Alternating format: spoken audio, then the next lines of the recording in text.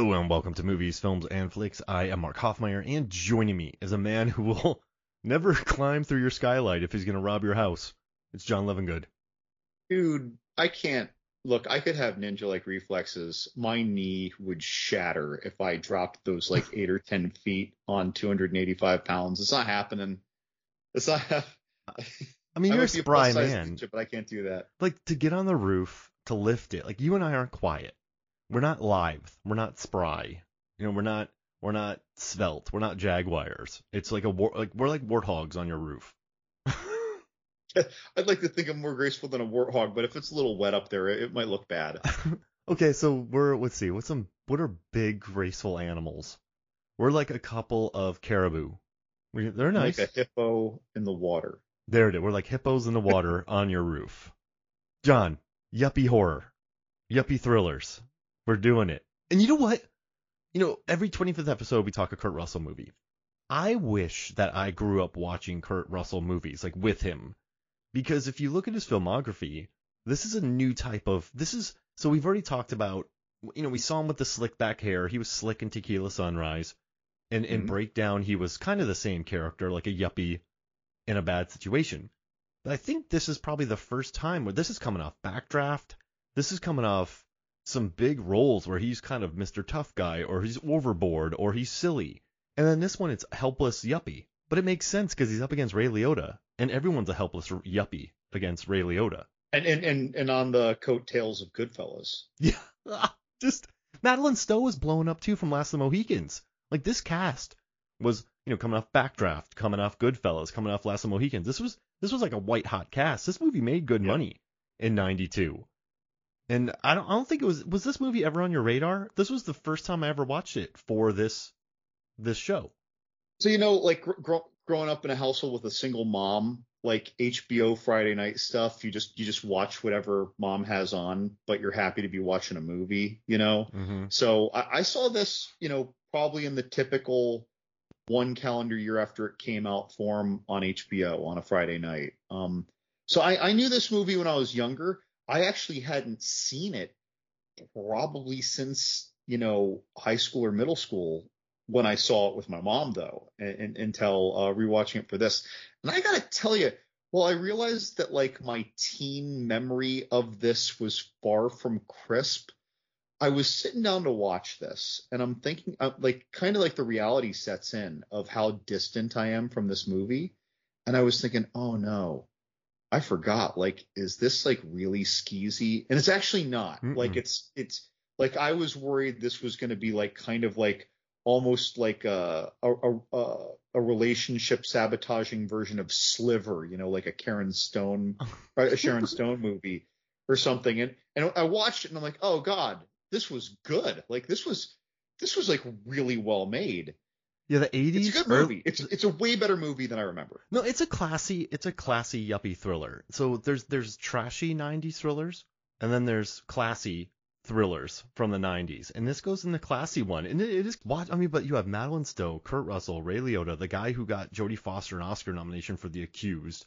They're all white hot. It's a good script.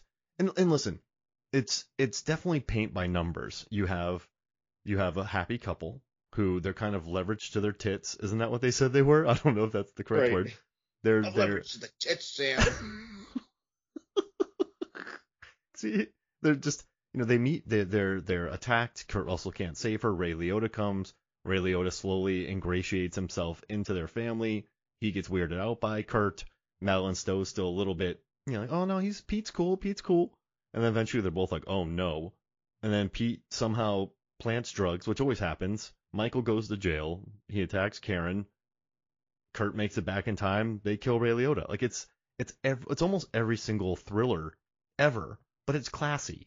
And watching Kurt Russell be the yuppie. And also, you know, I started thinking about this. I looked through this giant yuppie thriller list. And, you know, a lot of people say it started with Fatal Attraction. A lot of people say it started with After Hours.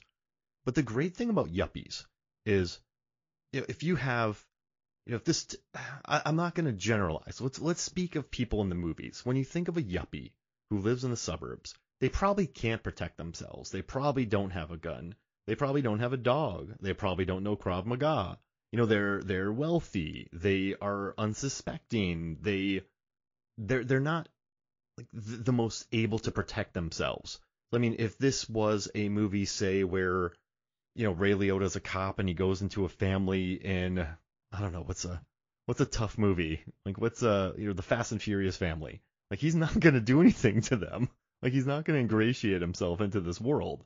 But like I think the great thing about yuppie thrillers is the yuppies, in Pacific Palisade, in Fatal Attraction, in I don't know what's the other one on the boat with Billy Zane? Breakdown. Dead Calm. Yeah, Dead Calm. The Crush. Like everyone makes a mistake. They kind of let someone go too far. The Fear. The Gift. Like there's all these movies like that.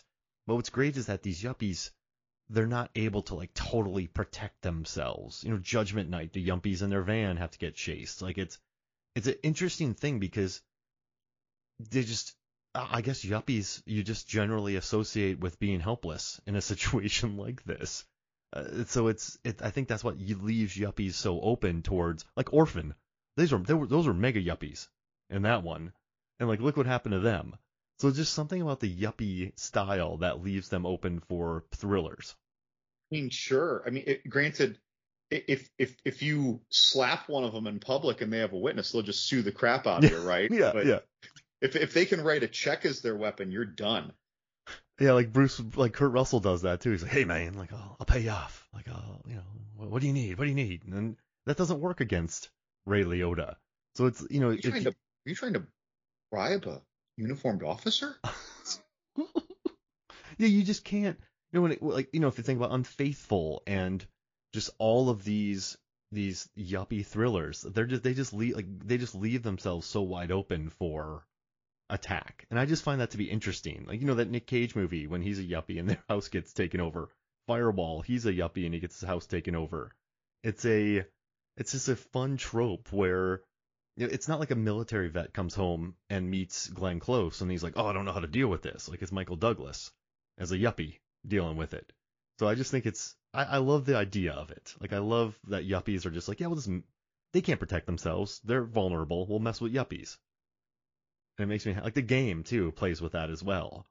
So I just love that there's a genre of thriller about yuppies being terrorized, John. I never even thought about this as being a genre until you brought that up. And then I started thinking about it. And it's funny how many like late 80s and 90s thrillers specifically are this. Yeah.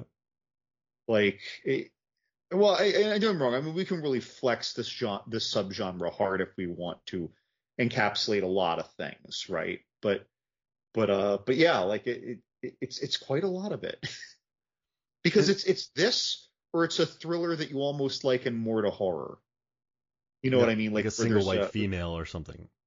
Which even still, I'm gonna put that like on the line. Like I'll put that on the line because it's not there's little horror. It's more grossly uncomfortable, incredibly unnerving. You're socially terrified, but you're not truly terrified very much until, way towards the end, there's a dead body involved, right? And they're always in a closet or a trunk.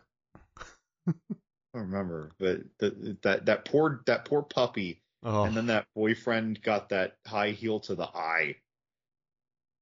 I've only watched that movie once. Would be fatal. I think it would just be awful. I've watched that movie once, and I still remember that scene. That's true. That's just right in that eye. But this one though works because, so I just did this massive thing with rom-coms, and I looked at like over 100 of them, and I realized that even the R-rated rom-coms, even the classy ones, the low-brow ones, like Good Luck Chuck to Amelie, they all like. So I put together a core list of 11 tropes or characteristics of the genre. And they, like, on average, all of them feature 8.7 out of 11 of those tropes per movie. So it doesn't matter if you're a classy R-rated rom-com or you're Good Luck Chuck. You are going to have an average of 8.7 somewhere in there. You could have 11, you could have 6, but you're going to have a good chunk. It's like with these thrillers, this one's great because, I think great rom-coms are like, yes, there's tropes, and we're going to lean into them. Love Actually features all of them. That's like one of our favorite episodes. Love Actually features all of them. but it does it well, and it leans into it, and it gives the audiences what they want. They give them like 40 unabashed rom-com plots. So like, I think that's why people love it so much. And I think this movie holds up well because it's just like, yes, we are a yuppie thriller. We have a cop. He's going to take all their money. Their credit cards are going to go bad. They're going to send him to jail. You know, he's like, one person's going to know first that that he's evil. The other person doesn't know yet. He probably has a partner that'll get killed. One of their friends will get killed. It's just no one will believe him at first. And it leans into it, but I mean, when you have Ray Liotta and Kurt Russell and Madeleine Stowe doing that, it just elevates it. And I think it's almost like comfort food to an extent, where it's stressful, but you kind of know where it's going, and you can just relax and watch the journey. And that's why this movie works so well. I'm just gonna be a broken record. It's so much better than you think it would be. Yes. Yeah. And by the way, like if someone is listening to us and every now and then you just listen to the episode, even though you haven't seen the movie, and then you think, I'm going to watch the movie. And then you make, like, you go on IMDb and you remind yourself like a month from now of the premise. Don't trust IMDb. IMDb, by the way, gives this such a laughably bad poorly written premise. I want to read this because people will think that this movie is what I was afraid it was going to be when you read this premise. A burglar holds a knife to Karen's throat while her husband does nothing. The couple ends up befriending the cop that comes. The friendship ends when the cop beats up the culprit. Karen isn't ready to end it. Things get ugly with the cop. That's the whole thing. Oh, man. Doesn't this sound like a cheap sex thriller? Yes. Wait, that's terrible. Like that just sounds brutal. Like that sounds like something I do not want to watch. Who wrote this? It's IMDb. Normally they're better than this. Every now and then you find like an IMDb or an Amazon Prime summary that just craps the bed. And like you'll look at the opposite of the two and it's like a real summary. And you're like, why didn't they just copy this? Can I read it again? I'm going to read it out loud. Again. Go ahead, out loud. I won't read it quietly. Give it a read. A burglar holds a knife to Karen. Why just say Right, you gave Karen? her a name. You gave her a name and no one knows who it is. A burglar holds a knife to Karen's throat while her husband does nothing, which isn't true. The couple ends up befriending the cop that comes. The friendship ends when the cop beats up the culprit. Karen isn't ready to end it. Things get ugly with the cop. Dude, this is such a bad, like. I'm screenshotting this.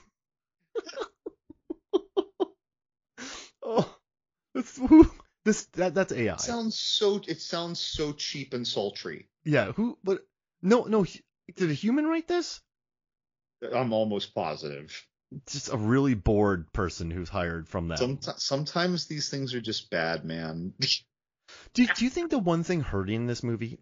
So listen, it made good money, and when adjusted for inflation, it would have made if it came out now, it would make 150 million domestic, which is a big haul for what we have now. So it would make nowadays 150 million. It has a 70-something%, 76% Rotten Tomatoes score, 6.4 IMDb, decent Letterboxd score, good movie. But do you think the reason that hurt this film is that it's just good? So in that movie Fear, there's a moment where it's very good. Yeah, it's very good. Remember in Fear when Mark Wahlberg gets thrown out of the house and he flies about 35 feet, or when he's staring in the door, just like, let me in. Like there's these thrillers that in the 90s, like these trashy thrillers or these yuppie thrillers that really pushed it up a notch. They weren't. I wouldn't say that they were great or good or even as good as this movie, but I think some of them had more personality or cheesy moments or Primal Fear or Single White Female or just some of these movies had a little bit more to kind of remember and that made for better trailer moments or connected with the Fear when that came out. The teen crowd was like, holy crap, Mark Wahlberg, Reese Witherspoon.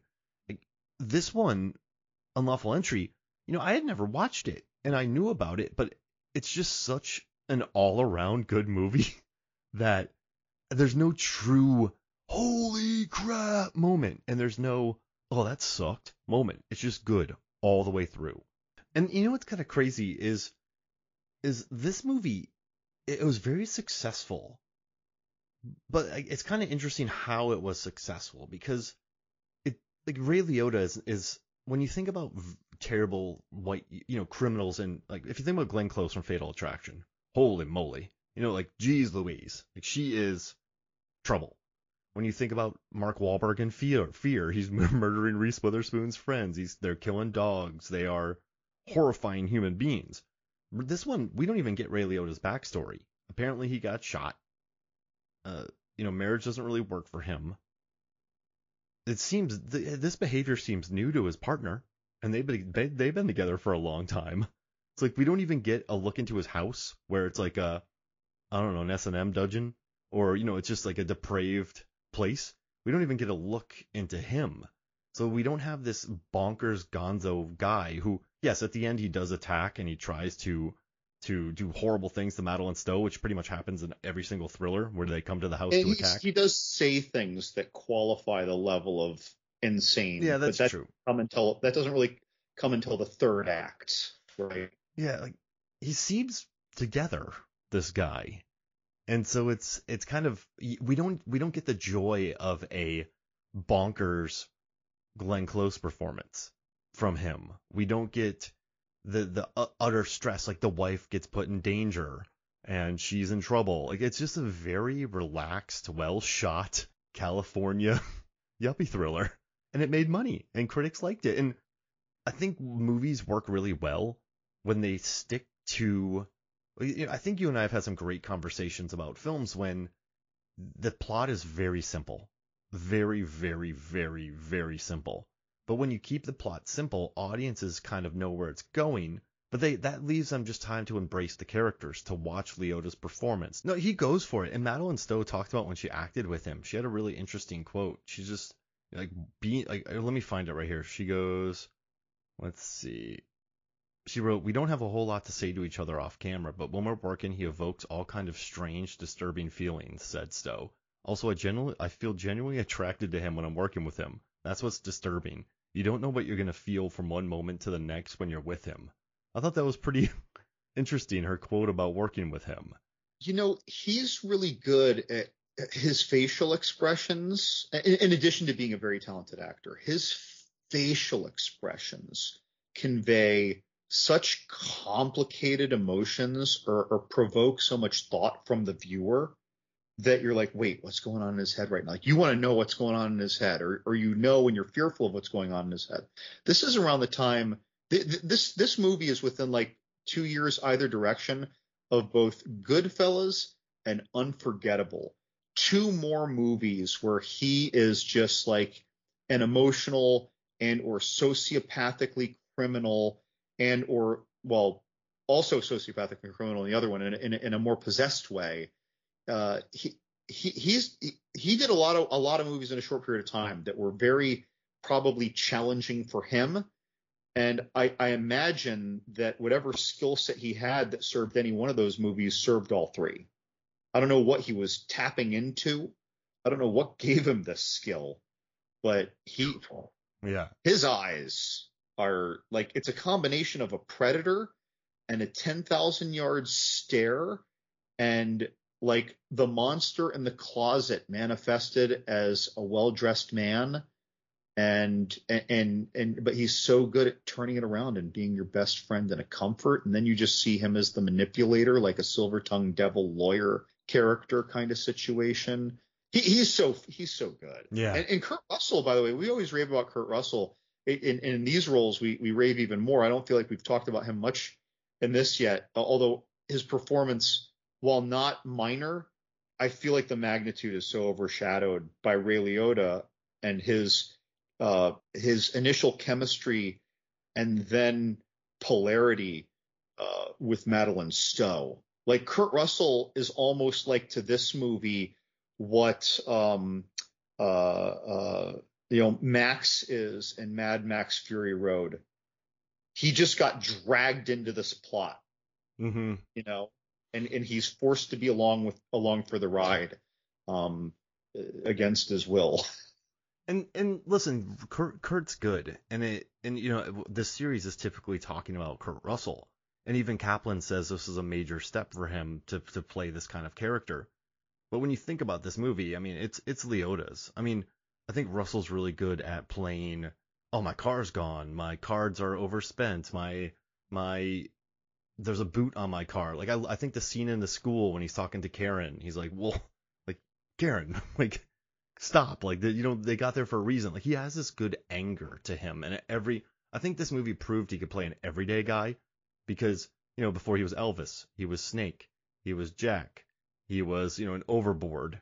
He was a slick guy in Tequila Sunrise. Like he was in Used Cars. Like he was an over the top dude in The Best of Times. So I think this is with him just playing it kind of safe. And that's cool though, because as we said, Kurt Russell always realizes when someone's got a hot hand. I mean, I think of all the people who had the heat at this time, I mean, he was hot off Backdraft, pardon the pun. But I mean, Liotta was kind of it at the time after Goodfellas. That was a year after Goodfellas. Yeah, and I mean, listen, he was crushing it, and he was amazing. He popped up in. I know he was in Something Wild. He was good in that. He has a great bathroom fight with Jeff Daniels. But he was in Field of Dreams, and he was incredible in that. And then he was in Goodfellas. He was incredible in that. So it was. But it was kind of interesting. After Unlawful Entry and No Escape, he tried to pull kind of a career change by doing Karina and Operation Dumbo Drop. But then he went back to Unforgettable, Turbulence, Copland. He kind of went back Hannibal. He kind of went back to his Ray Liotta roles. I did love him in Heartbreakers. He was hilarious, but he's still like a criminal who shot fish. It's a comedy version of the same role, right? Yeah. And like Narc, he's great. He's different in Narc, but he's still that cop that's kind of corrupt. So I think he kind of got stuck in that kind of role there for a while, and he tried to break out, but I think eventually he leaned into it. But this movie's, I mean, there's something about him where he can be like you said, a shark at one moment, but then he can kind of be kind, or in Goodfellas when he's laughing with everyone, when he's just happy. But then other times when he closes in and starts beating people up, you're like, man, this guy, I wouldn't fight him. Like, I'm scared of this guy. He's terrible. So it's, but in this movie, he says a few things, but he never goes to Gonzo Cuckoo Land of most 90s thrillers. He's evil, and the end is no way justified, but he still keeps it kind of grounded. Is that scarier? Is that less memorable? Like, why? What do you think that performance decision was? Well, like, it would be scarier in reality. Does that translate into a movie? Yeah. Not necessarily. So it's like the good filmmaker doing service to a character like that is maybe doing a disservice to the memorability of a film. Yeah. But to be fair, not every killer stabs someone 48 times with a pen while screaming. Sometimes they just shoot you once, and that isn't always so cinematic. Or oh wait, God forbid, the director has to make it cinematic when sometimes it's not. So I like the way this movie is. I think though that I like this movie more because I'm watching it at 43 years old, having seen however many thousands of movies that I've seen. I think that if I was 23, I just think, that was a cool flick. Because I haven't seen as much. I haven't seen as many movies, and I haven't seen as much of the world. So I don't have a good sense of the appreciation of subtlety, because subtle is lost on those who lack the experience to recognize it. Absolutely. Yeah, I mean, you're not going to get that at 14. The subtlety of a scene. Like, you're not going to watch those. You'll just kind of take it on very, that was good. What'd you think about this movie? Oh, yeah, I liked it.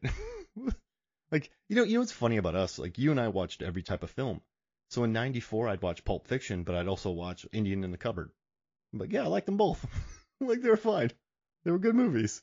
It's an odd way that I rented them both at Blockbuster on the same day. Yeah, exactly. And then I rented Natural Born Killers. It was great. But yeah, I guess this is just a good prestige film, and credit goes to Kaplan for making a solid film. Credit goes to the cinematographer Jamie Anderson. I mean, James Horner did the score. I mean, the house is gorgeous in this. like, but this guy, like the cinematographer, he also did Grosse Pointe Blank. He did The Gift. He did Bad Santa, like a really good DP. And I have a question though. Do you think Ray Liotta would have continued with his plan if Kurt Russell attacked the guy? So like, remember when the guy breaks into the house, Ray Liotta finds him, takes Kurt Russell, because Kurt Russell's like, oh, I'd beat that guy up. If Kurt Russell actually beat the guy up, if Kurt Russell proved himself to be a man, would Ray Liotta have stepped in still with Madeleine Stowe? It's a good question. He was clearly very taken with Madeleine Stowe before that, right? The first time coming down the stairs. But I will also say he seemed to sincerely be feeling out what Pete would do, right? He wasn't trying to bait him.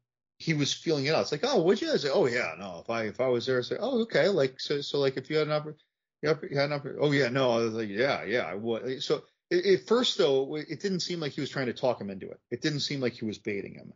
So if he was trying to bait him, I'd say, yeah, it all went with his plan, because then like he could have evidence of this, and like set him up for assaulting this guy, make the guy say that he assaulted him. Like it could have worked to his favor that way. But it did in fact seem like Ray Liotta, like Pete, wanted Michael, or was just inquiring, like, if you had the opportunity, what would you do? Because this is what I would do. And so like or maybe it didn't matter. I don't know. Maybe he was just, if he could use it, he would, and if not, he wouldn't. But that's an interesting question there. But I think he was so taken with Madeleine Stowe, with Karen, that either way he'd gravitate back to plan, even if he had a nice camaraderie moment, beat down evening with Michael. I still think he'd betray him.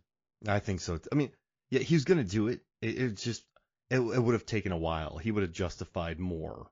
It might have just been a different flavor. It might have been that he gets closer by being friends with both of them, and then eventually sets him up to die in an accident. That's a good point. And then instead of making him a criminal and now they don't have to act anymore, it's now he's out of the way and she needs comforting, but we both already loved each other in my head, and now we get to be together, right? Like it could have just taken a different turn. Yeah, that's the one question I had about this movie, because he's like, oh, you should have been a man. And then, I like that club scene too, where they're both sort of pushing each other's buttons. Like, Liotta knows what he's doing when he shows up, and he's like, oh, the exit. If you put onto the exit, you can do more stuff. And you put over here, you can do that. And then Kurt's kind of passive aggressively going at him, and they have that back and forth. But it's also really framed well. There's that scene where Kurt Russell and Madeleine Stowe are kissing, and then you have a shot through two doors where Liotta's looking in from the outside, and you can feel his alienation. And that's another cool shot from Jamie Anderson, the DP. He also worked, he worked on 4 movies with Kurt Russell. He did The Best of Times. He was a camera op on that. And then he also worked on Swing Shift, and then he did Tequila Sunrise. So he knew old Kurt when he was shooting this movie. But like, you have that shot where he's looking outside and kind of looking in, but like Kurt draws him in. Hey man, like you're great. Like you wanna like come be you should do this for a living. You should come talk to this. Like they give him his password to Pyramid, which comes back to kill him later. But they give him their password to their alarm system. It's a really, is he that trustworthy in this movie, or just is that a plot contrivance? Maybe in that moment. He's also a cop. But by the way, that actually reminds me. So you were saying something that you questioned about this movie. That was something I questioned.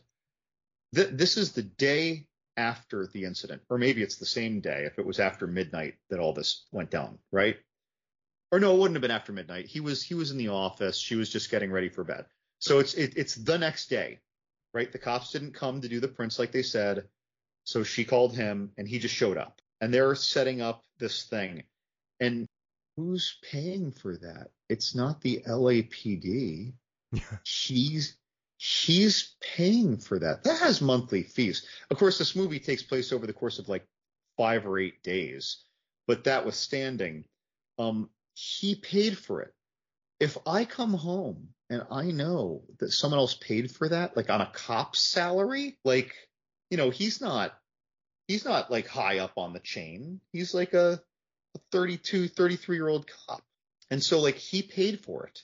That's not going Yeah. to be weird to me that he did that. Like that was where my leap was. And she says like, he's like, you didn't have to do all this. And he says, oh, you said all those nice things about us. So, it's the least I could do. Are you kidding me? That's really expensive, setting that stuff up. Yeah. So like to me, that's actually where my disconnect from reality happens. It was right there. And even when I'm watching it, I'm like, what? Because if you told me that he convinced her to do it and he made a phone call so they rushed over and set it up for him as a favor, that changes the tone of it all. But because he did it, right? And if he did that favor, he could still be like, helping set up. Yeah, okay, you just need a seven-letter password. All that stuff could still happen because they can change the password, as we've seen. So it's like that's the one kind of almost, I don't want to call it like a plot hole, because the writer might have liked that because it shows how invested he was in this And how gullible they are. endeavor. But again, I think that even happy-go-lucky Yuppie is going to be like, this doesn't add up. Happy-go-lucky Yuppie? Happy-go-lucky Yuppie. Yeah. Oh man, they're super gold. Like, are you gonna stay for dinner? Are you gonna do this? Like, oh, please stay for dinner. Yeah. If someone's paying for my alarm system the day after I met them, I'm not gonna let them do that. The thing, well, and I realize like it's a movie, right? Yeah. But the gullibility, But you need that. gullibility works in moments. The fact is that eventually paperwork's getting signed. They're they're getting all this. They're signing some kind of a. Well, he's signing the service contract, I guess. But then, I mean, you realize that it's like, oh, do I have to sign anything? No, I took care of it. Like, oh, that's weird.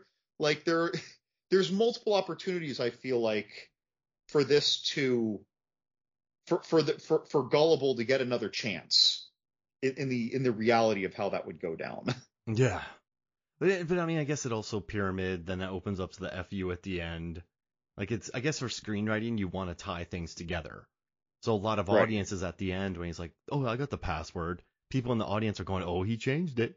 Oh, he changed it. So I guess it's good writing in thriller world, because, but also like there's so many alarm systems in early 1990s, 80s thrillers as well. I mean, Fear had the same bit as well, where he learns the alarm system from someone doing it. But but I guess that's, once again, it's just a tight screenplay. You have, I'm going to buy a gun. Oh, they got a gun. And then there is what? I changed the password, and yeah, I do like his lawyer in this movie. His lawyer is pretty funny. Don't shoot, I'm a lawyer. Like, that's kind of funny. Like, the guy kind of rides or dies with him. But it also, Kurt Russell's really gentrifying the area. Remember all the crowd? They're like, oh, what about the riffraff outside? Like, he's an early gentrifier of California. Well, I mean, maybe that's just the cheap way to get a big place that's super luxurious on the inside, is you find it's like how startup breweries usually start in shady areas, but then all of a sudden all those breweries in Brooklyn are doing well, and then new restaurants are coming into Brooklyn, and now people can't afford to live in Brooklyn. Yeah, it was like Scofflaw here, Creature Comforts, and then it was also like Wild Leap. They opened up in just middle of nowhere. Yeah, it's probably cheaper. No, you're right. Would you want Kurt Russell opening a club for you? That Kurt Russell? Yeah, no. Well, I if wouldn't I'm a want yuppie, I'd probably say yes, but since I'm not, I'd probably say no. Is he opening a yuppie nightclub? It seemed pretty fashionably luxurious on the inside, so it seemed like, yeah, they're trying to pull in a lot of high class. Maybe that doesn't make sense for that neighborhood, because people are gonna have to park somewhere. I mean, if it really is like a high crime area, that could be bad on the way out at closing time. I don't know. I don't know, Curdy Russ. I don't know.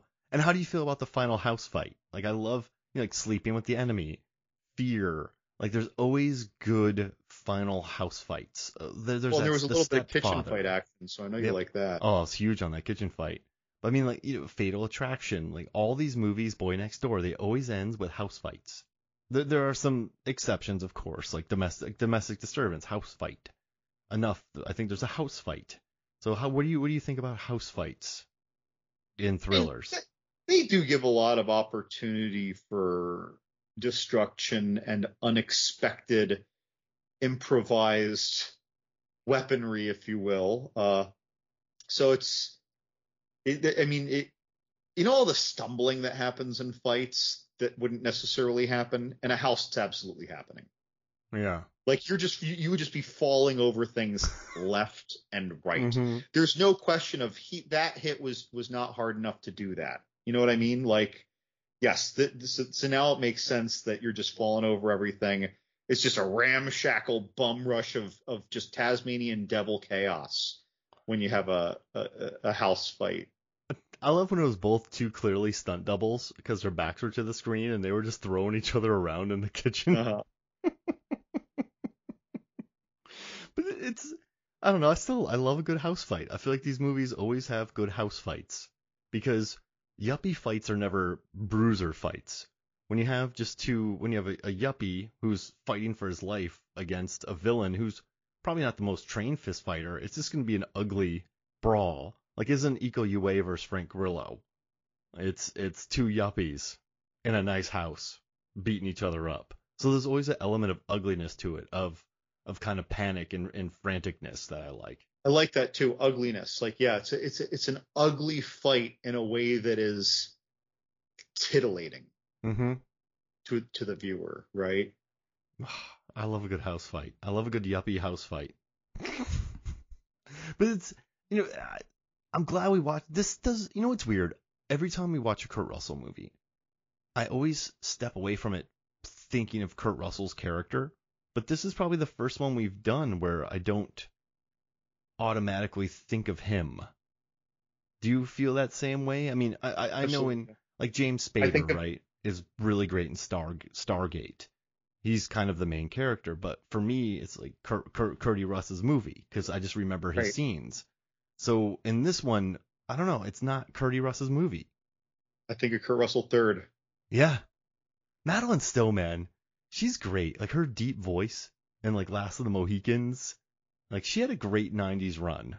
I miss like and Renee very shortly. I think it was just a couple of years after this she did Bad Girls. Yeah, that Western that had like 4 pretty significant female stars. Same DP. But like, I don't know, you watch Bone Tomahawk, you remember him. You watch Furious 7, even that's not his movie, but like Miracle, Dark Blue. Like even when he's part of an ensemble like 3,000 Miles to Graceland, you still think about Curdy Russ. Executive Decision. Like Curdy Russ, you think about him in that. Tombstone, Curdy Russ. But it's still, I'm not saying that's a problem of the film. It's just a really interesting outlier. And what's funny? His 92 wasn't great. So he had an amazing 91 backdraft, and then he had Unlawful Entry, which was huge, and they did Captain Ron. But then, which, 2 completely different characters. That's what I love about Kurt Russell, man. Like, you have Tequila Sunrise, where he's just, let's just do this. Big Trouble in Little China Overboard, he's kind of like full of shit, right? Just full of himself. Nice guy. Like, Jack Burton's different from Dean. Dean's a dad, but then Nick Fresia from Tequila Sunrise is slick. Winter People, Wayland's like super kind of folksy. Tango and Cash, he's really a blowhard. Backdraft, he's like a man's man. Unlawful Entry, he's a yuppie. Captain Ron, he's a hippie captain with one eye. Yeah, I don't even know how to classify that on the fly. Tombstone, he's an honorable lawman. Stargate, he's a no nonsense military guy. Executive Decision, he's a yuppie guy who can fly a plane. Then he goes to being Snake Plissken. Then he goes back to being yuppie in Breakdown. Then he becomes a silent soldier in Soldier. Then he becomes Elvis in 3,000 Miles to Graceland. Then he becomes another yuppie in Vanilla Sky. Then he's a cop. Then he's a coach. Then he's a dad, superhero. And then he's a yuppie dad in Poseidon. He has a long yuppie career. Wow, John, that's the main thing we're going to get out of this. But you have any final thoughts about this movie? Do you have any final thoughts about Unlawful Entry? I mean, there's not much. It's not deep. There's not many themes to explore. Like, I know this took place around the riots in LA, and so it got attributed to that. But I mean, it was written years before. They had to cut down a scene with Ray Liotta. It's so not my genre. Well, not my target genre. And so if you think it's not your target genre, no, there's a good chance that you're wrong to think that this movie won't be for you. There's a good chance that you'll be wrong and you're going to be like, wow, I mean, this isn't my genre, but that was good. It's interesting. This is stupid to say, John, and sorry to do this, but like sometimes I feel like good movies transcend genres. So it's kind of like I don't really like action movies, and you're like, okay, we'll watch John Wick, or like no, not the first one because of the dog killing. Like if you just recommend, I think there's good movies that like, oh, I don't really watch thrillers. This looks good. Then you show them it, and you're like, oh, that was good. Like I think that's one of those movies. It can kind of, it can kind of transcend genres a little bit. I like it. I don't like cartoons. Toy Story. Yeah, exactly. Yeah, sci-fi stuff. I think, I hate sci-fi films. Well, I don't know. What'd you think about Avengers: Infinity War? Oh, I love that movie. You're like, oh, okay, like, cool. Like this. Like, do you see The Fifth Element, you hack? Yeah. What's interesting? I think you keep it grounded. It's like Unlawful Entry's grounded. A lot of sci-fi, like John Wick, is relatively grounded. There's sci-fi that, as long as you can kind of keep it from going Valerian, which you and I adore, people will love it. Like, make it like a sleeper. Like, I was talking about this the other day. Oh, The Wrath of Khan. It could be two boats, and the movie would be great. Two sea captains. So I think it was accessible for everyone because the plot was familiar. I think that's Unlawful Entry. All right, John. Yuppie thriller draft. Yuppie thriller draft. What was it? All right, you get first pick. I get first pick? Yeah. All right. I'm going to go with the first thing that came to mind when you brought up Yuppie thriller draft. And that is The Temp. The Temp. Kevin Spacey. This is The Land Waste. Laura Flynn Boyle. Yeah. Oh, man. Okay. Really good movie. That's a great yuppie thriller. I'm going to take Pacific Heights because that movie drew me in so hard and it was so frustrating, and it's such a straight up yuppie thriller that it's like I feel like it's one of the peak yuppie thrillers. So I probably saw that again, middle school, high school, same circumstances. I watched the trailer for that. I almost watched it last weekend. I have literally zero recollection of any visual that I saw in that entire trailer, including how the actors looked. So, like, to me, I'm going to be coming into that totally virginal whenever I return. So, but I didn't have an opinion. So, like, that was, like my 20th possible choice in a 5-choice draft. I can't weigh in on it properly. Another thing that came to mind right away, I actually did really well before you ever sent me a yuppie thriller genre list. For me, Disclosure did come right to mind. Yeah. I mean, that's just power yuppie. Like Michael Keaton was the king of yuppie thrillers. Fatal Attraction, he was great at the yuppie thrillers. Perfect. I love that pick. All right, so then you got that. Well, then I'm gonna take Sliver, because that movie is hilarious. There's a scene where Stephen Baldwin goes, "Do you work out? You have a great butt." And then he takes her to the gym and he's doing like these leg presses and she's just watching his butt as he's working out and she's like, "Oh yeah, like, do you lift weights?" Like, it's just terrible. I know why you rented that when you were 14. Yeah, well, yeah, I mean, I feel bad. Like, she wanted to be a straight up actor, and she got dogged on for that movie. Like, oh, Sharon Stone playing a writer. Oh, like, but yeah. All right, what's your third pick? Single white female. Oh yeah, that's a good one. Man, that high heel. You know what does it for me though is when she comes home, when Bridget Fonda comes home, and Jennifer Jason Leigh's character has cut and dyed her hair to look just like her haircut. Oh. Like, it is that is like such a moment of holy crap, unbalanced crazy to me.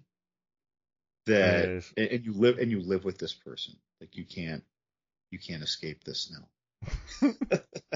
Oh man, I'm gonna take Orphan. Okay. Because I think in the history of terrible yuppie dads, Peter Sarsgaard is probably the peak terrible yuppie dad in a yuppie thriller. He's just the most oblivious human being I've ever witnessed in my life, and I think it's hilarious. So I'm gonna take him. I'm doubling down on Demi Moore with Indecent Proposal. Oh man, that's a wild white collar. It's a definite yuppie thriller. Indecent. She was in a lot of yuppie thrillers back then. All right, so let's see. Oh man, there's so many good yuppie thrillers. I've picked that and other things, so I'm not gonna pick that. I am gonna take.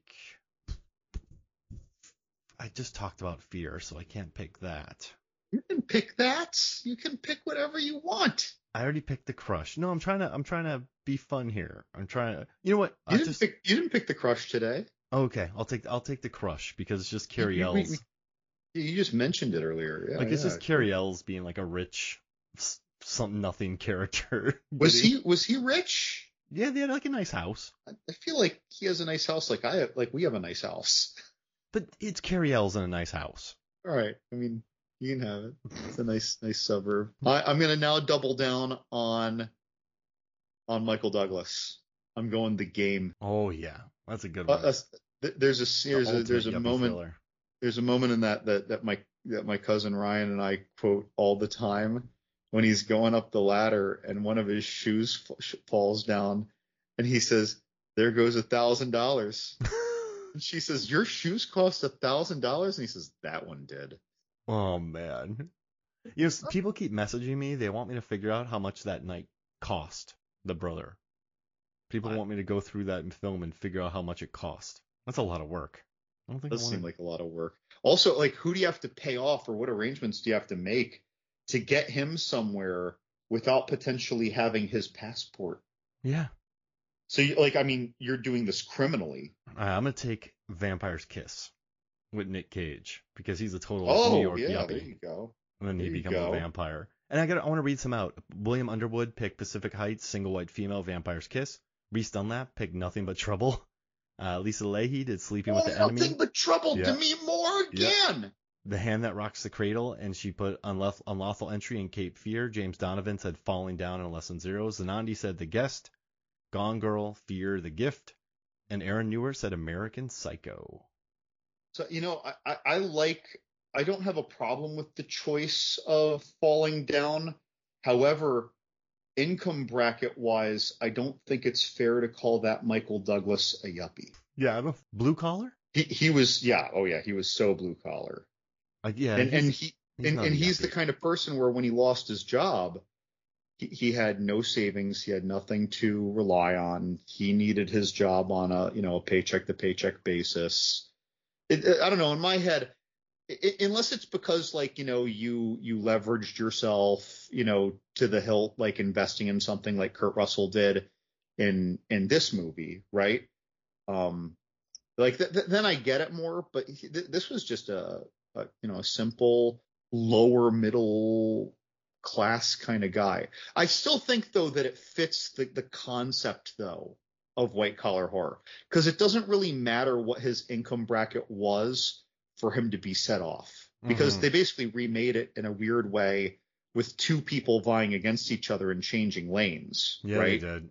And speaking of which, Samuel L. Jackson was also in Lakeview Terrace, which is just a not so adulterous version of this movie, right? He's been in a few yuppie thrillers. Neighbor. Him. We should make a yuppie thriller Hall of Fame. We'll do that some other night. But yeah, I don't know. I love the genre. Okay. I love talking about this movie with you. What's the readout of the two lists now that we have against each other? So we have. Let me see. You have. I have Pacific Heights, Sliver, Orphan, The Crush, and Vampire's Kiss. You have The Temp, Disclosure, Single White Female, Indecent Proposal, and The Game.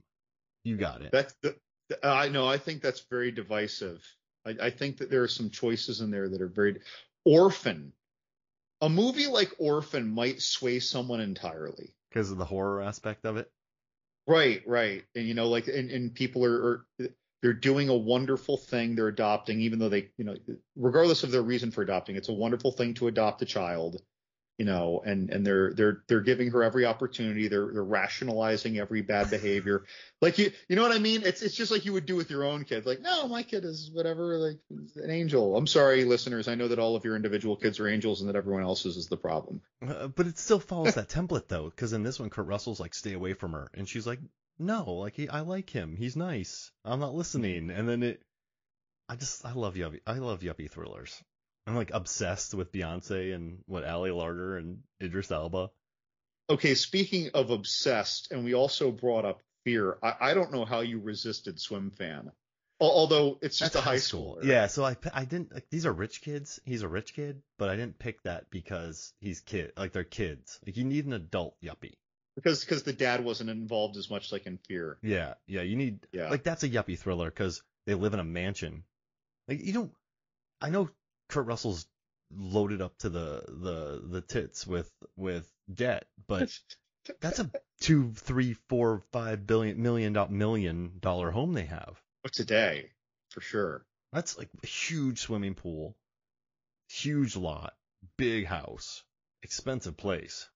I should look that up. House from that. I'll Zillow it later. But John, this was like wonderful, that man. Actual house. Hey, where can people find you, John? You know what? You type John's Horror Corner. You're going to find me on Twitter, Instagram, Pinterest, if anyone's on that anymore for anything other than recipes and crocheting. I'm trying to do Threads. I don't properly understand Threads. Young people, help me understand Threads, but not really. I'm too old to care. And I have a little tab on the Movies, Films, and Flicks website right next to the podcast tab where you can find this in the future. And our readership is up. And if there's any reviews you want to hear from us, let us know. And thank you for listening and thank you for reading. John, we're doing well. Actually, yeah. Web traffic is tremendously up. Yeah. To bigger and better things. Well, you know what? You and I just keep going. I don't think you and I have ever had grand schemes to take over the world. We just keep going and enjoy it. I mean, I don't think it's humble brag. I think it's the opposite. I think it's the humility that a lot of success. I'm not saying that this is purely the reason, because there are a lot of websites or blogs or whatever that have been around forever that don't get much attention still. But being around for a really long time gives you a deep bench. And even though we lose some readers over time, I think we get more than we lose every unit time. And I joined you in 2011. You were already doing this for at least a couple of years. Yeah. I mean, we are actually like, I'm on, this is my 14th year putting reviews on Movies, Films, and Flicks. Jeez Louise. And it realistically, it's like your 16th, I suppose. Yeah. And 9 years of podcasting. That's a long time for your brand to slowly ebb its way out into the metascape of the interwebs. I feel like we're around. I think John's Horror Corner is around. Like if you read horror reviews, you probably know of John's Horror Corner. That's right. I still come back to once when I was talking to someone in a call center in India making a complaint about a late Amazon Prime order. I told her my email and she says, "Oh, that's like a website that I go to." I'm like, "You go to a website called John's Horror Corner?" She says, "Yeah. It's like well, I mean, I don't even think that she knew offhand or remembered that it wasn't really its own website, that it was on Movies, Films, and Flicks, but she knew of my movie reviews. The customer service person in India." Get it. We have a decent amount of Indian traffic from India too, so we'll take it. But John, this was wonderful, man. Thank you for joining me on another Kurt Russell episode. We'll be back for a Dolph Lundgren episode soon. So yeah, thank you for joining me. So for me, Mark Hoffmeyer, for John Levengood, some Movies from the Flicks. We'll see you next week.